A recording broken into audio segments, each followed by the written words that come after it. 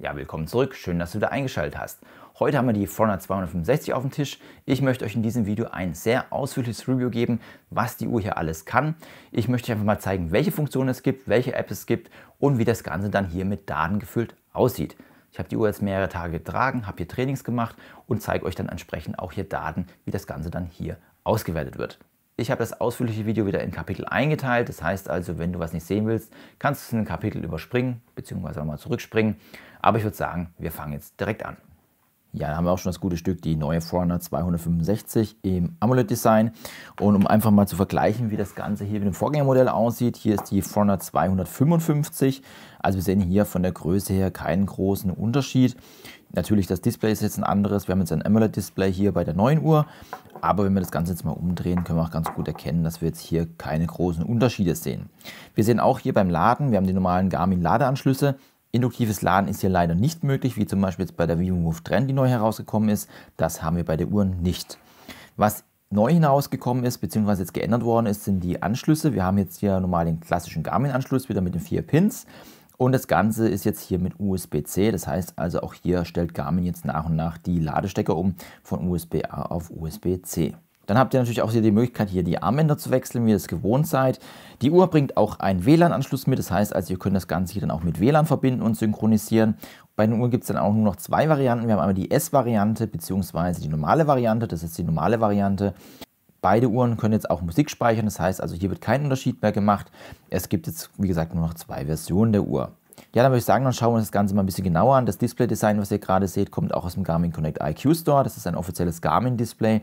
Design, was wir hier haben. Das heißt also, hier ist natürlich auch wieder die Anbindung an den Garmin Connect IQ Store gegeben. Wie bei allen Garmin-Uhren habt ihr oben links wieder ein Schnellauswahlmenü, das ihr aktivieren könnt. Und wir sehen jetzt hier schon ein ganz tolles AMOLED-Display.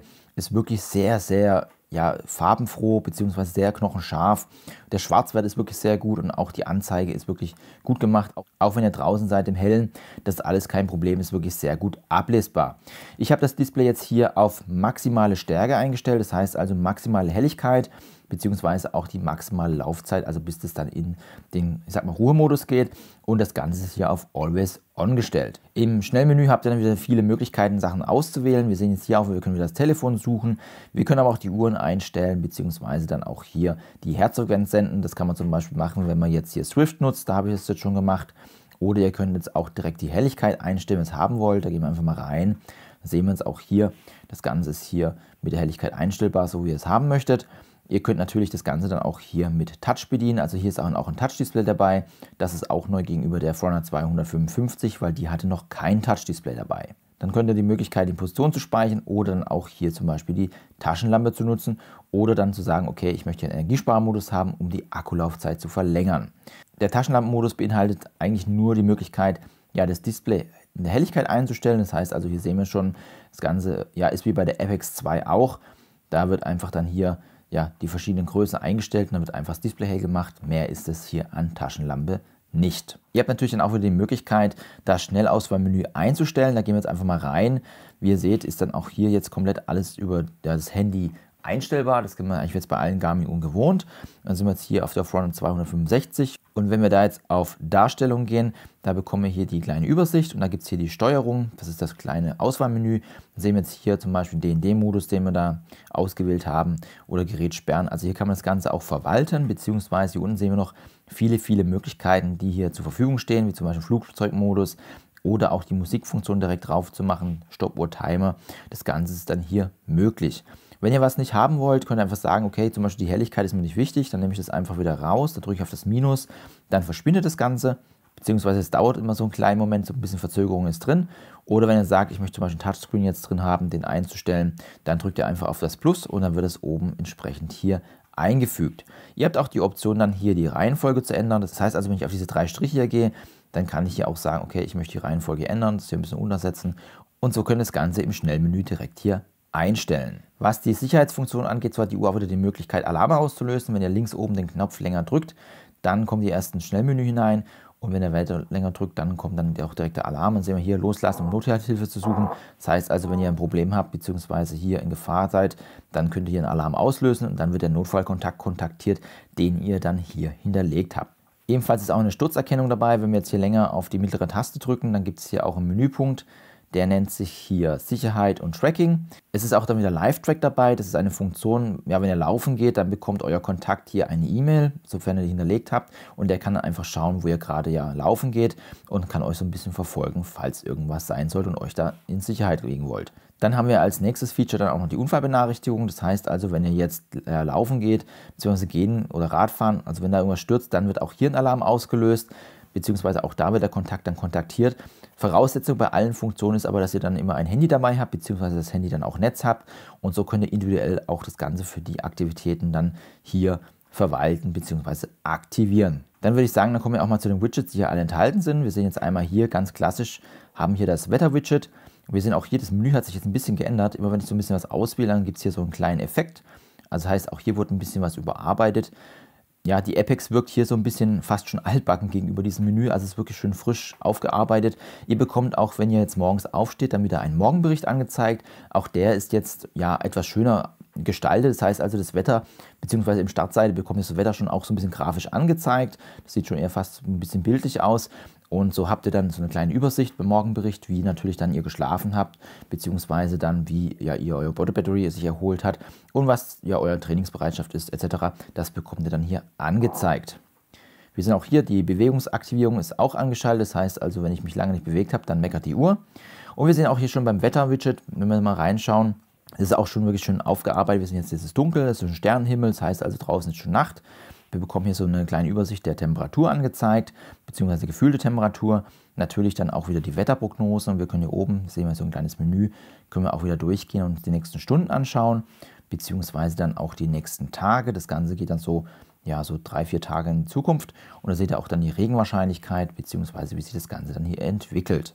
Und zu guter Letzt bekommen wir die Luftqualität, Taupunkt und auch die Luftfeuchtigkeit und UV-Index angezeigt. Dann darf natürlich der Sonnenaufgang und Untergang nicht fehlen, das sind wir jetzt schon von Garmin gewohnt. Hier bekommen wir dann eine Übersicht von der Dämmerungszeit bzw. dann der Sonnenaufgang und Untergang. Und ihr habt dann auch die Möglichkeiten, hier das Ganze wieder einmal in die Vergangenheit zu gehen, aber natürlich dann auch hier in die Zukunft, das ist natürlich interessanter. Und da kann man das Ganze hier dann anschauen, wie es dann in den nächsten Tagen sich das Ganze hier so entwickelt. Dann haben wir natürlich auch wieder einen Schrittzähler dabei. Klassisch, wie wir das schon kennen, bekommen wir hier so eine kleine Übersicht angezeigt, inklusive dann mit einer Historie. Wir sehen hier, an einem Tag habe ich das Ziel nicht geschafft und so habt ihr das Ganze hier in der Übersicht. Natürlich darf dann auch nicht ein Etagenzähler fehlen. Wir haben hier nämlich einen barometrischen Höhenmesser verbaut, der das Ganze auch messen kann. Wir sehen jetzt hier 17 Etagen und wir bekommen dann auch hier so einen kleinen Tagesverlauf angezeigt. Für alle Leute, die das so ein bisschen statistisch interessiert, bekommen hier so eine kleine Übersicht. Dann haben wir natürlich auch wieder die Garmin Body Battery. Das ist eigentlich jetzt mittlerweile bei allen Uhren Standard. Das ist so der menschliche Akku. Wir sehen hier, 0 Uhr hatte ich 26 Punkte. Das Ganze geht bis 100. Beschlafen habe ich dann bis 81 Punkte, das heißt, ich habe mich nicht so ganz gut erholt, wie jetzt optimal gewesen wäre. 36 mein aktueller Stand, 59 habe ich aufgeladen, 48 entladen und wir bekommen dann nochmal so eine Übersicht der Stress von den letzten 4 Stunden, was natürlich dafür auswirkt, wie meine Body Battery hier heruntergeht. Dann gibt es natürlich das Stress-Widget auch nochmal als eigenes Widget, wenn ihr das haben wollt. Da sehen wir jetzt hier den Stresslevel, beziehungsweise hier bekommt ihr mal so eine gesamte Tagesübersicht, wie das Ganze jetzt hier so war. Wir sehen hier, das war eigentlich ein relativ entspannter Tag. Und es ist auch ganz interessant, wenn ihr zum Beispiel krank werdet oder irgendwas ist, dann bekommt es hier im Stress schon sehr gut angezeigt. Das heißt also, hier kann man auch schon einiges vorher erkennen, wie fit man an der Stelle ist. Was ebenfalls natürlich nicht fehlen darf, ist dann auch das Schlaftracking. Wir sehen dann hier eine kleine Übersicht. Wir bekommen dann einmal die Qualität angezeigt, beziehungsweise auch hier schon grafisch ganz schön. Und es ist wirklich im OLED-Display wirklich ganz, ganz toll gemacht. Hier wirklich, wie die Tiefschlafphasen waren, REM-Schlafphasen. Aber natürlich das Ganze hier dann auch nochmal schön aufgelistet. Wir sehen hier von 0:14 bis 7:40 habe ich geschlafen. Und das kommt auch so in etwa hin. Also ich finde, das Schlaftracking hat sich bei Garmin jetzt um einiges verbessert. Und natürlich bekommen wir das Ganze dann auch nochmal zeitlich hier aufgezeichnet. Und dann sehen wir hier auch nochmal, sehen jetzt hier, ich habe jetzt 3 Tage angehabt. Die Historie ist jetzt nicht dabei von den anderen Uhren. Das ist wirklich nur die Historie von der Uhr selber. Und wir sehen auch hier den Sleep Score, das ist jetzt historisch dann nicht übertragen worden. Ebenfalls haben wir natürlich auch wieder die Kalorien bzw. das Kalorientracking. Ihr habt dann wieder die Unterschiede zwischen Aktiv- und Passivkalorien.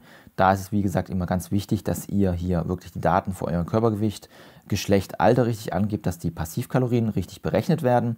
Und wir sehen jetzt hier einmal, ja, aktiv waren es heute nicht so viele, 175, 2014 waren jetzt meine Passivkalorien. Und hier bekommen wir dann auch nochmal eine Historie von den letzten Tagen angezeigt. Was wir auch noch verbaut haben, ist ein 24/7 Herzfrequenzmesser. Das heißt also, hier werden die Herzfrequenz gemessen. Das kann man auch einstellen, dass es nicht gemessen wird. Aber ich habe das Ganze hier eingestellt. Wir sehen, die Ruheherzfrequenz ist 44 bei mir aktuell. Und wenn wir dann weiter runterwischen, bekommen wir dann auch so eine kleine Übersicht. Und hier kann man auch ganz gut sehen, wenn man gegen Infekte ankämpft, dann geht also auch die Ruheherzfrequenz dann hier hoch. Was wir ebenfalls dann verbaut haben, ist auch der HRV-Status, also die Herzfrequenzvariabilität.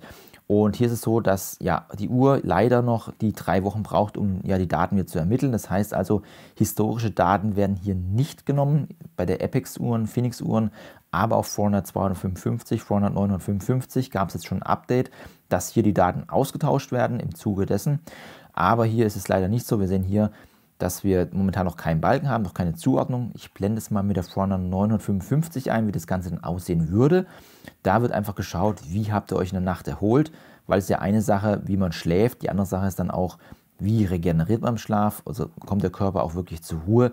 Das wird hier über die Herzfrequenzvariabilität gemessen, beziehungsweise ihr bekommt es dann hier auch grafisch angezeigt, ob die Nacht dann gut für die Erholung war, die Regeneration oder nicht. Dann haben wir natürlich auch wieder einen Pulsoximeter dabei, den könnt ihr natürlich wieder einstellen, das Ganze hier ja für 24/7-Messung oder dann auch nur, wenn ihr jetzt hier schlafen seid. Dann sehen wir hier oben auch die Höhen angezeigt, beziehungsweise auch den Verlauf. Das ist hier grafisch jetzt nochmal ein bisschen aufgearbeitet worden. Und so habt ihr das Ganze hier nochmal im Überblick. Ich habe das mal mit reingenommen. Auch hier wird dann die Atmung gemessen. Es gibt eigentlich ganz viele Uhren, die das machen. Ist jetzt für mich eher uninteressant und ich kann es auch nicht verifizieren, ob es stimmt. Aber falls es jetzt jemand interessieren sollte, das ist hier dann auch dabei. Was wir auch wieder dabei haben, ist der Health Snapshot. Das ist eine Funktion, die ja dann einfach durchläuft, 2 Minuten, und dann werden hier Daten gemessen wie die Herzfrequenz, euer Blutsauerstoff bzw. der Atemfrequenz, Stresslevel und die Herzfrequenzvariabilität. Und so könnt ihr dann jeden Tag zum gleichen Zeitpunkt das machen und hier Vergleichsdaten ziehen.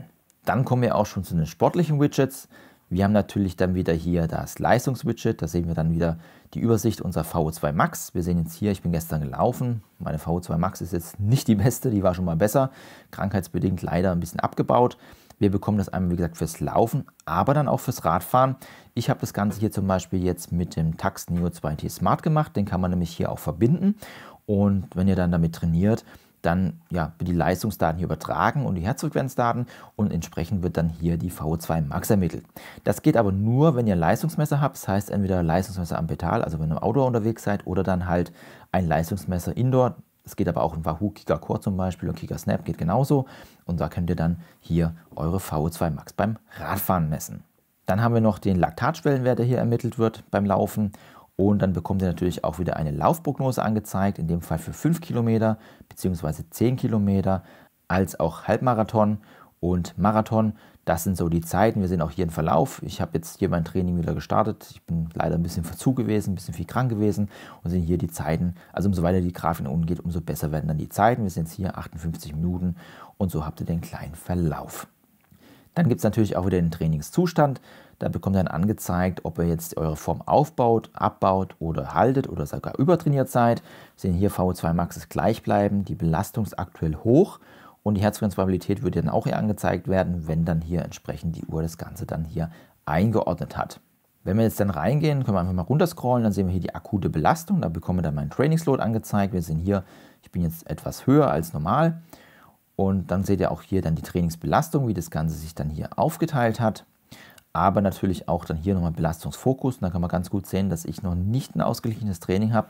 Also optimal wäre, wenn ich jetzt hier in allen weißen gestrichelten Bereichen wäre. Und wir können gut erkennen, dass das bei mir aktuell noch nicht der Fall ist, dass ich mein Training hier ein bisschen anpassen muss. Dann haben wir natürlich nochmal die VO2 Max, das haben wir gerade eben gesehen. Die Herzfrequenzvariabilität kommt dazu. Und zu guter Letzt ist dann noch die Erholungszeit.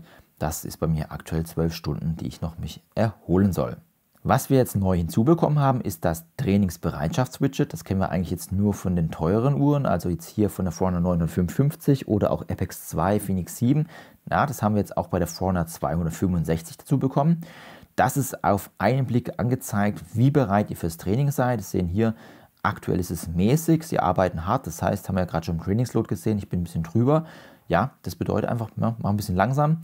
Du kannst noch ein bisschen was trainieren. Aber es wäre natürlich besser, wenn der Balken so ein bisschen mehr in dem Bereich wäre. Wir sehen hier oben so einen weißen Balken, der da angezeigt wird. Und mäßig heißt es 55. Und es geht hier bis 100 hinten raus. Und umso weiter hinten seid, umso bereiter seid ihr fürs Training. Was wird berücksichtigt? Ganz einfach. Einmal der Schlaf der letzten Nacht, als auch dann die Erholungszeit. Sieht hier wie auch dann der Herzfrequenzvariabilität, als auch die aktuelle Belastung. Und wenn wir zum Beispiel jetzt reingehen, dann kommen wir automatisch dann auch hier nochmal ins Trainingsload hinein. Das heißt also, ihr könnt dann auch wirklich immer entsprechend hier das Ganze auswählen. Auch im Schlaf kommt ihr dann direkt hier nochmal in die App hinein, beziehungsweise ins Widget und könnt euch das dann hier direkt anschauen. Umkehrschluss kann man eigentlich sagen, die Widgets, die hier auftauchen, wenn man jetzt da regelmäßig reinguckt, kann man die anderen ja aus der Übersicht entfernen, falls einem das zu viel ist. Und was gut ist, dann auch noch das Schlafprotokoll der letzten Nächte. Also hier wird dann auch die letzten Nächte berücksichtigt, also die letzten 7 Nächte, das ist auch ganz wichtig. Und das Stressprotokoll, auch hier die letzten 7 Tage werden dann hier berücksichtigt. Als nächstes haben wir dann das Trainings-Wettkampf-Widget. Das ist ein Widget, was euch hilft, ja, wenn ihr ein Event auswählt, das könnt ihr im Garmin-Kalender machen, ja, um eure Zielzeit zu erreichen oder das generell zu erreichen oder ja, generell das Event fertig abzuschließen. Und was ist das Besondere? Ihr bekommt einmal erstmal angezeigt, was eure Laufprognose ist für dieses Event. Das ist aktuell 2 Stunden 14. Ich habe als Zielzeit 1 Stunde 54 angegeben, also eine bessere Zeit. Und ihr bekommt dann schon mal so eine kleine Temperaturaussicht, wie das hier ja, so im Durchschnitt oder im Mittelwert war. Das ist aber nicht das Besondere. Das Interessante ist eigentlich, was das Widget an sich macht. Und zwar, ihr bekommt hier tägliche Trainingsvorschläge. Ihr habt ja gesehen, ich habe eine bessere Zielzeit angegeben und auf dieser Basis bekomme ich jetzt hier Trainings angezeigt. Wir sehen hier, heute ist ein Basistraining, morgen ein Erholungstag. Und so bekommt ihr dann hier bis zu dem Event eine Übersicht. Wir können das Ganze auch nochmal hier genauer anschauen. Da wird das Ganze nochmal erklärt, wie das abläuft, bis das Datum erreicht wird. Aufbauphase, Höchstformphase, Reduzierungsphase. Und so durchlauft ihr die ganzen Phasen und habt hier dann einen kleinen Coach am Handgelenk. Wir können das Ganze dann auch nochmal einstellen. Wir können auch sagen, Trainingshinweis soll eingeschaltet sein. Einen Tag für langes Training kann man einstellen und den Zieltyp kann man dann auch nochmal auswählen. Kann auch Herzfrequenz sagen, dass man das danach machen möchte. Oder dann natürlich auch das Training anhalten, wenn ihr krank seid. Darüber hinaus gibt es dann hier noch einen Wettkampfkalender, da bekommt ihr dann alle Wettkämpfe angezeigt, falls ihr mehrere habt, die werden dann hier aufgelistet. Und ihr habt natürlich auch nochmal die Option, hier einen Garmin-Coach zu nutzen. Der hilft euch bei 5 Kilometer, 10 Kilometer, Halbmarathon, ja, euer Ziel zu erreichen, sei es jetzt hier entweder eine Zielzeit oder das Ganze auch zu schaffen. Hier wird das alles dann auch mit 3 Trainern gezeigt, das heißt also, ihr bekommt auch ein paar Filme, ein paar Tipps. Und es ist so eher an die Grundlagen bzw. an die Einsteiger gedacht, aber auch Fortgeschrittene können das Ganze nutzen. Ich habe dazu meinen Blog gemacht, das verlinke ich dir oben mal. Da kannst du mal reinschauen, wie das Ganze dann hier funktioniert. Ich habe übrigens auch zu dem Wettkampf-Widget noch ein Video gemacht. Da erkläre ich das Ganze nochmal genauer, wie ihr das Ganze einrichten könnt, wie das Ganze funktioniert. Das verlinke ich dir dann auch mal oben. Dann kannst du da auch mal reinschauen.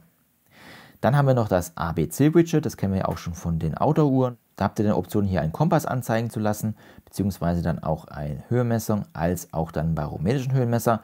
Und wenn wir hier länger auf die Einstellung gehen, dann können wir das Ganze natürlich erstmal kalibrieren, aber auch hier eine Unwetterwarnung einstellen. Das heißt also, das Ganze wird auch hier mit unterstützt. Da können wir dann individuell einstellen, wie wir das haben möchten. Ich sage immer 5,5 Millibar. Und so bekommt ihr dann, wenn ja hier die Millibar so weit runtergehen, eine Warnung auf die Uhr, dass dann hier Gefahr und Verzug ist, beziehungsweise hier ein Unwetter aufzieht.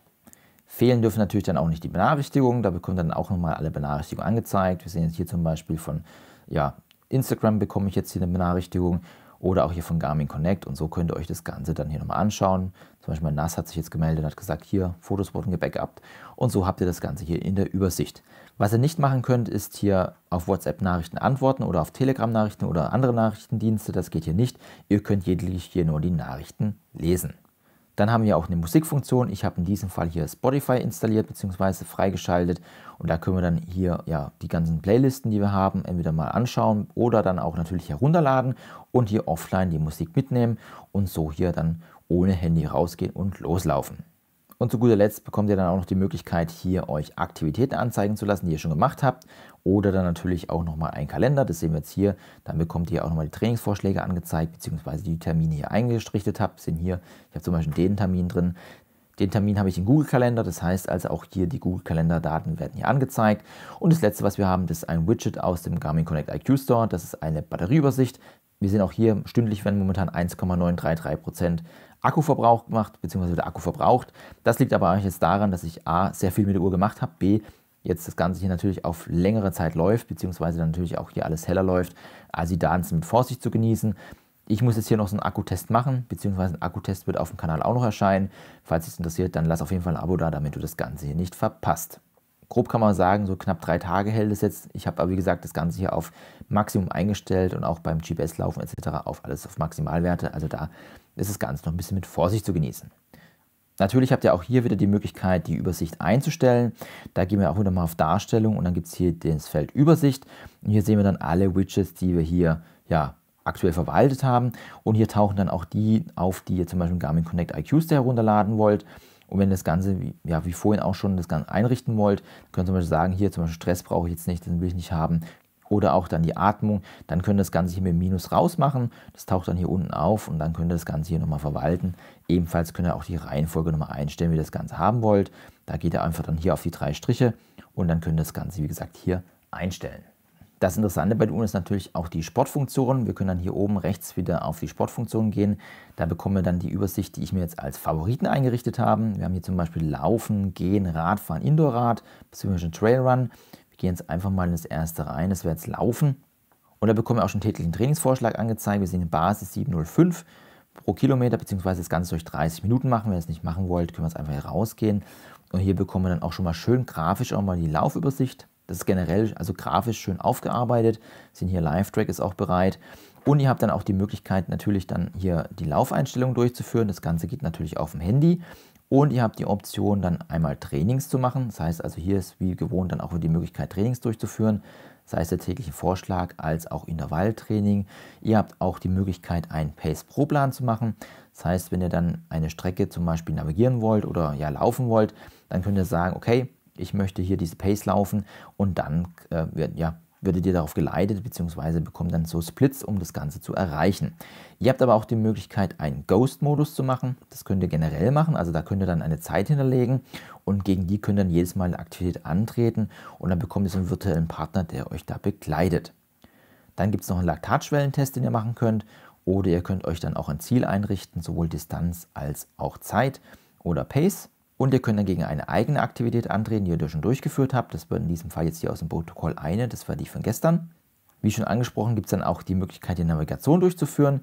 Das Ganze ist dann aber nur eine Krümelnavigation, das heißt also, hier gibt es keine Karte. Da ist das Ganze dann wirklich nur nach dem Strich, den ihr hier entlanglauft. Ich werde das Ganze dann auch nochmal speziell testen bei der Navigation und euch mal zeigen, wie das geht. Auch da wird es dann hier ein Video auf dem Kanal geben. Ja, dann gucken wir uns mal die Laufdaten genauer an. Wir sehen hier 5,35 Kilometer war ein Testlauf, den ich gemacht habe. Wir können auch sehen, es war hier schnell, langsam, schnell, langsam. Habe so ein paar Intervalle gemacht. Wir können auch ganz gut erkennen, ich hatte nur die Fortnite 265 in der neuesten Version, in der Version 3.56. Und wir gehen jetzt einfach mal hier kurz in die Übersicht hinein. Wir sehen einmal ganz klassisch, die Pace wird gemessen, die Herzfrequenz, also wie ihr es gewohnt seid, den Leistungszustand und auch die Trainingseffekte bekommt ihr angezeigt. Der erste interessante Punkt ist dann auch hier die Wattmessung. Wir haben jetzt hier Wattmessung am Handgelenk. Das kann übrigens auch die Fortnite 255 mittlerweile auch. Also das ist jetzt nichts Neues, aber es ist schon von Haus aus dabei. Es wird jetzt nicht nachgepatcht. Das funktioniert auf jeden Fall direkt. Wir bekommen dann einmal die Schrittfrequenz angezeigt. Die wird jetzt gemessen. Dann die Schrittlänge, aber auch dann hier ohne irgendwelche Zusätze das vertikale Verhältnis oder die vertikale Bewegung bzw. die Bodenkontaktzeit. Das heißt also, hier bekommen wir auch schon Laufeffizienzwerte nativ von der Uhr angezeigt. Wie gut das und schlecht das Ganze ist, da muss ich noch ein bisschen testen und mit den Daten auswerten. Ich habe das Ganze hier mit der Apex das mal gemacht, aber da muss ich mal schauen, wie das Ganze dann hier im Betrieb aussieht, ob das auch brauchbar ist. Dann haben wir noch eine Höhenübersicht und wir bekommen unten eine kleine Analyse, Laufen, Gehen. Hier wird ganz gut erkannt, wie ich nach den Intervallen gegangen bin. Also das ist auch wirklich alles sehr zuverlässig. Und ihr habt nochmal die Option, einmal Zeit im Herzfrequenzbereich bzw. dann im Leistungsbereich, wo ihr unterwegs gewesen seid. Und wenn wir schon beim Thema Aktivitäten sind, können wir auch mal kurz in das Indoor-Cycling reinschauen. Ich habe nämlich dann auch hier die Option genutzt, mit dem Tacx Neo 2T zu fahren. Und auch hier bekommt ihr nochmal eine kleine Übersicht. Ich habe das Ganze hier dann mit der Uhr verbunden, beziehungsweise ihr könnt dann hier, wenn ihr in die Uhr reingeht, gibt es hier im Indoor-Bereich dann auch eine Möglichkeit, hier einmal auch die täglichen Trainingsvorschläge zu bekommen. Das sehen wir jetzt hier. Auch da ist das Ganze möglich. Voraussetzung ist natürlich eine Wattmessung. Aber auch wenn ihr jetzt hier länger drauf drückt, gibt es hier die Smart Trainer Option. Und wenn der Trainer dann verbunden ist, könnt ihr dann auch verschiedene Trainings durchführen, beziehungsweise auch Strecken abfahren und hier dann entsprechend trainieren. Und auch hier bekommen wir dann die Leistungszustände bzw. Trainingseffekte angezeigt, als auch natürlich hier die Leistung, die wir gefahren sind. Die Trittfrequenz wird übertragen und so habt ihr das Ganze hier auch beim Radfahren bzw. dann Indoor-Radfahren. Ja, was für Aktivitäten gibt es denn noch? Wir gehen jetzt einfach mal durch. Wir haben Laufen, Gehen, habe ich gesagt, Radfahren, Indoor-Rad bzw. Trailer ist dabei. Ihr habt dann aber auch die Möglichkeit, dann ins Schwimmbad zu gehen und hier ist dann auch so, hier wählt ihr dann einfach aus, welche Strecke ihr schwimmen wollt, also 25, 50 Meter bzw. Yards oder dann hier, je nachdem wie das Ganze dann hier mit dem Becken eingestellt ist, können das Ganze auch benutzerdefiniert machen und hier werden dann die Bahnen auch dann erkannt. Es gibt dann auch die Option des Freiwassers, aber natürlich dann auch via Triathlon ist dabei. Das heißt also Multisport ist auch kein Problem. Dann haben wir natürlich Laufbahn, Laufband bzw. Ultrarun wird unterstützt. Und wenn wir jetzt ein bisschen runterscrollen, auf hinzufügen, das sind alle Sportarten, die ich jetzt ein bisschen versteckt habe. Das ist zum Beispiel Multisport, da könnt ihr selber einstellen, was ihr da machen möchtet. Virtual Run, also auf dem Laufband, Hallenbahn, aber auch E-Bike wird unterstützt oder Mountainbiken, beziehungsweise E-Mountainbike, Wandern, Skifahren. Ihr seht, hier ist dann wirklich eine Vielzahl an Sportaktivitäten schon ganz gut abgedeckt. Ich denke mal, für die meisten wird hier alles dabei sein, was sie benutzen. Was vielleicht noch ein bisschen fehlen würde, ist hier Klettern, wenn jemand klettert. Das haben wir hier leider auf dieser Uhr nicht dabei. Dann würde ich mal ganz kurz mit euch noch mal kurz in die Einstellung gehen, beziehungsweise die App. Wir haben jetzt schon, wie ich gesagt habe, die Möglichkeit, bei den Aktivitäten dann auch die Displayfelder wieder einzustellen. Da müsst ihr dann einfach in die Aktivitäten eingehen. Und wir sehen auch hier schon mal eine kleine Übersicht, was wir alles machen können. Also wir können hier wirklich alles komplett einstellen bei der Laufwidget in dem Fall. Das heißt also, ihr müsst jetzt nicht irgendwie separat irgendwie da nochmal ins Widget hineingehen und das Ganze dann einstellen. Das ist auch wirklich sehr umständlich.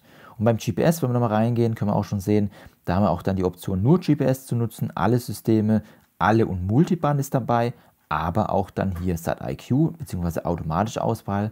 Das heißt also, Garmin bzw. die Uhr erkennt automatisch, ob das Ganze im abgeschotteten Bereich ist oder nicht.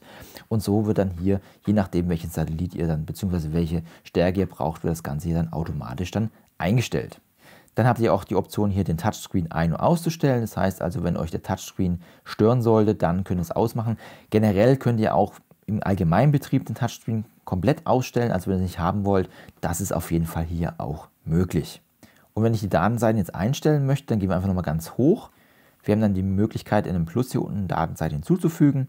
Es gibt dann schon vorgefertigte Sätze, wie zum Beispiel Laufleistung, Kompass oder Karte ist die Möglichkeit, wobei, wie gesagt, Karte ist nur einfach ein GPS-Strich. Ihr könnt aber das Ganze auch benutzerdefiniert machen. Wir sehen hier, bis zu 6 Feldern sind möglich. Können wir einmal eins auswählen und so könnt ihr dann die ganzen Felder hier einrichten, wie ihr es haben wollt, und aus diesen ganzen Datensätzen könnt ihr dann etwas auswählen.